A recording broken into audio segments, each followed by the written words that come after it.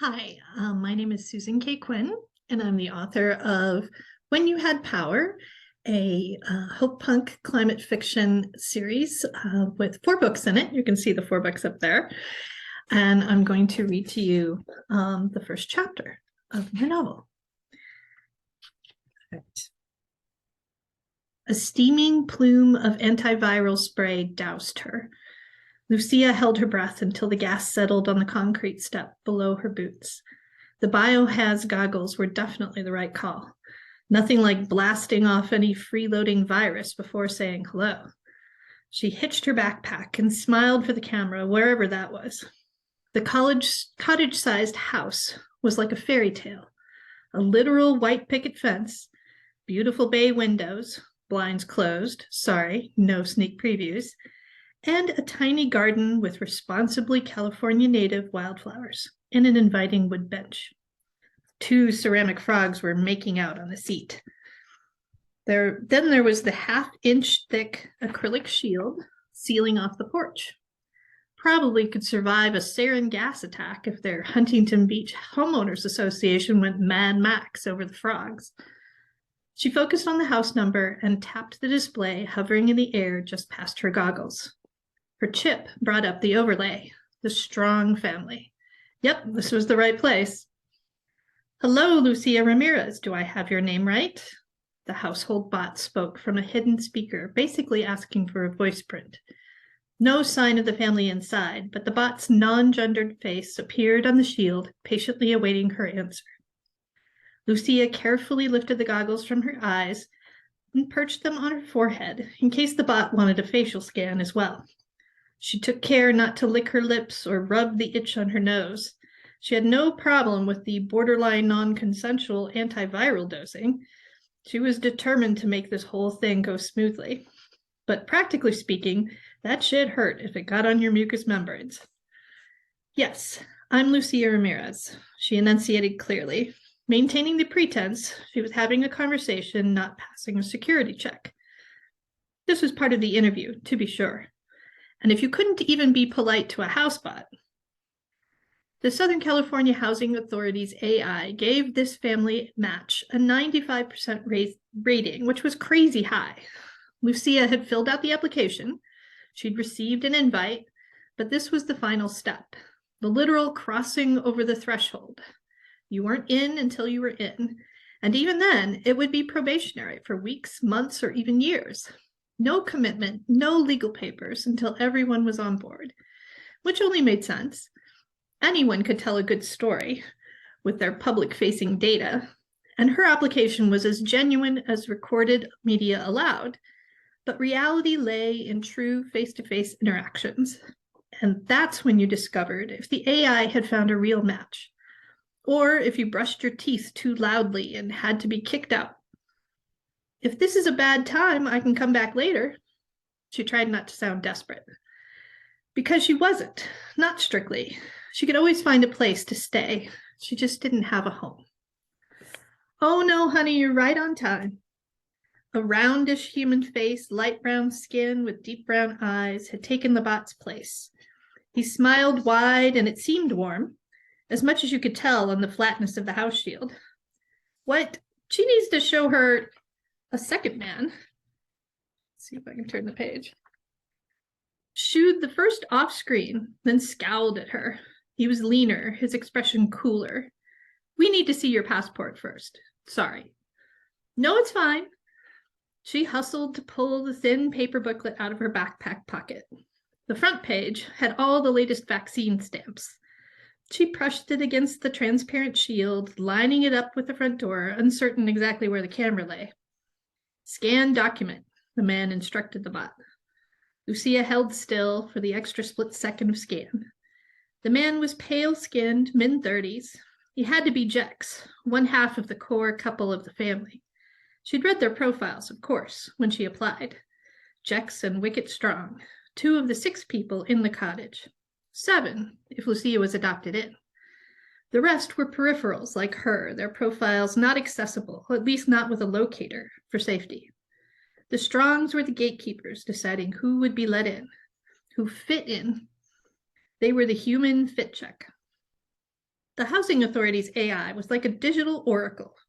No one understood how it pattern matched all that data and popped out a match, but everyone used the predictions anyway. Except that humans, while absurdly predictable on average, were impossible to model individually. And they weren't stable systems. A family match was more like a weather prediction. Probably sunny, but still a 10% chance of thunderstorms. Because even if you didn't annoy the crap out of each other, even when you thought you were accepted into a family, when an unstable low-pressure front came through, things didn't always work out as planned, which was why she was here. Got my latest shots just a couple days ago, she offered. She'd already given them access to all her public-facing med records. Jax was obviously scouring the scan, probably checking it against the digital copy. Rota 49, she added. That was the big outbreak last year, but the vaccine had just become available. It was only June, but 2050 had already been a banner year for ancient viruses and bacteria. They rose in unending waves from what used to be the permafrost, like old gods summoned to punish humans for their poor choices in petroleum usage. Humanity had made strides in the climate crisis, but not enough. Fires kept burning, arable land was still shrinking, and the sea continued to rage, warming-driven storms pounding the land and reclaiming sections of it every year, which meant refugees, animal and human, constantly encroaching on each other's domains, creating the perfect breeding ground for every imaginable crossover virus. And nature was very imaginative. It was a constant race between each new pandemic sweeping the globe and the World Science Organization's vaccine trials to defeat it. Oh, and the new pox shot, she tagged on, while Jex kept scrutinizing her passport. He may have heard of it. The WSO's alert system had just identified a 10,000-year-old smallpox variant in Canada. The afternoon sun was drying the layer of antiviral mist on her skin, which made that itch on her nose impossible to ignore. She took a swipe at it with her glove. Wickett's face squished back onto the screen. Oh, do they have that vaccine out already?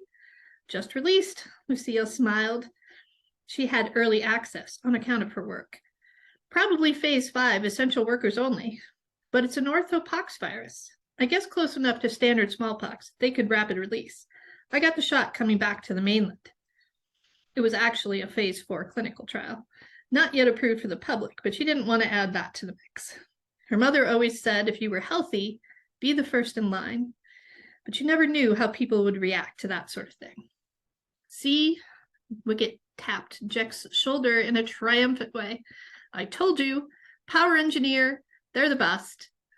Jex narrowed his eyes. Wicket whisked off screen, but Lucia heard his letter in loud and clear.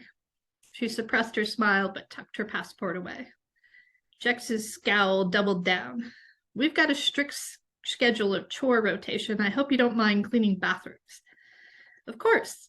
I'll only be here 2 weeks at a time and 4 weeks working on the island, but I'm happy to do extra when I'm at the cottage. She didn't want to say home, not when they hadn't even let her on the porch. Rotations on cooking, too. He pursed his lips. I grew up in a big family back in Puerto Rico. Everyone cooked. He nodded. It looked approving. And no anti-chippers, not even as guests. Understood. She had an implanted interface just below her temple for accessing the net, like most people. She wasn't one of the fanatics who thought strapping the chip outside their head made some kind of mystical difference. Her chip had the standard sensory integration plus a few enhancements and a waterproof base in her pack, but that was a little extra, not something you bragged about. Jex squinted, leaned closer to the screen, and dropped his voice. Dodgers or Angels? Is that sports? She didn't follow sports. Any of them. Shit. He waved that off. Never mind. Her heart lurched, but then she realized he had meant never mind the question, not get off my porch. Jex sighed and studied her for a moment. Look, we're happy here, all right? We don't need to fill this slot. Things are good. So if you've got some trouble I need to know about, well, I need to know about it. A loosening through Lucia's hunched up shoulders made them drop. This was it. He knew she'd transferred from her assignment up north, from Oregon's Power Island 43 down to the historic Power Island 1 just off the Southern California coast. It was on her application, and an entirely reasonable excuse to be seeking a new family. She thought she might at least make it inside before having to spill the real reason, or part of it anyway. She could lie, but she couldn't live that way, not in hope to find a real home again. I had some troubles at work. It wasn't a pretty story, especially given power engineers still carried that, quote, hero label. The world was desperate to reduce the warming of the planet. The cost of lives grew every year, and humanity's true lifeblood was electricity. The power islands were net negative. They supplied green energy to the power most of the country, and they were CO2-soaked sinks as well. No one wanted to know some of those engineering heroes had dark sides. What kind of troubles? The edge to Jex's voice said he'd seen real problems, the kind he had no intention of letting into his home. She had no idea where this would fall on his spectrum of bad news. One of my coworkers was stalking me. Jex's expression opened up, and he was clearly all ears for more. Lucia shifted, the peeling antiviral film just adding to the discomfort. 4 weeks on the island is a lot of time. He got the wrong ideas about things. Ugh, sounded like she was defending him. The thing is, I wasn't the first. Jex's disgust wasn't aimed at her. They never do it just once, do they? The knot in her stomach loosened. No, but my coworkers didn't believe me, or my boss, and I had to gather evidence, basically stalking my stalker. It was a mess, until I finally went to the regional director. And they made you leave? Jex's ire zoomed up. It warmed her face. She hadn't had anyone defend her, even in the abstract, not since she'd moved to the mainland for school.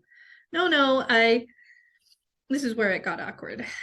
She was still standing on the step, spilling all this, which somehow made it worse. He was transferred out, to an Arctic station, I believe, somewhere he couldn't prey on anyone else. Plus, he got mandated remote therapy.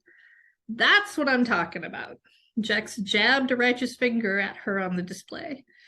She laughed a little, then cleared her throat. But the other power engineers, they all rallied around him. Even the designer, our boss, she clarified. I requested the transfer. I just couldn't be in a place where people didn't have my back. Which was the truth, but only half of it.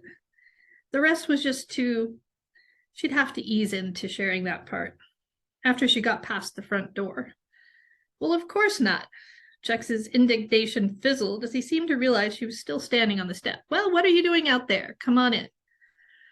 The acrylic shield zipped to the side, granting her access to the porch.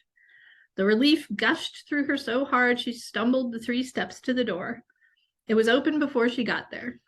Jex stepped aside and as she crossed the threshold. He towered over her with a slim yet muscular build. His sternness had softened into something to make him not too intimidating. His short-sleeved t-shirt revealed a military-style tattoo. She only got a glimpse, but the catechist was clear, the twin snakes of the pandemic corps. So he'd served. Lucia met his steady gaze. That wasn't on his profile.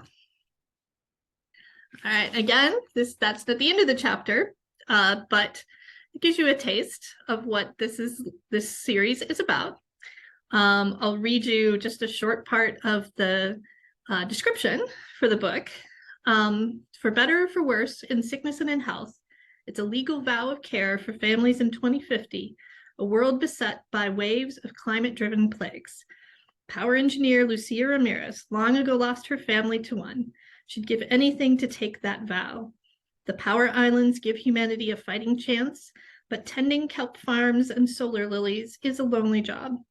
The housing AI found her a family match, saying she should fit right in with the Senegalese retraining expert who's a force of nature, the ex-pandemic corps cook with his own cozy channel, and even the writer who insists everything is stories all the way down. This family of literal and metaphorical refugees could be the shelter she's seeking from her own personal storm, and she needs this one to work. Then an unscheduled power outage and a missing turtle bot crack open a mystery. Something isn't right on Power Island 1, but every step she takes to solve it, someone else gets there first, and they're determined to make her unsee what she's seen. Lucia is an engineer, not a detective, But fixing this problem might cost her the one thing she truly needs, a home. So, the When You Had Power is the first of 4 tightly connected novels in a new hopepunk series. It's about our future, how society will shift and flex like a solar lily in the storms of our own making, and how breaks in the social fabric have to be expected, tended to, and healed, because we're in this together now more than ever. I hope you'll give the series a try, and thanks for listening.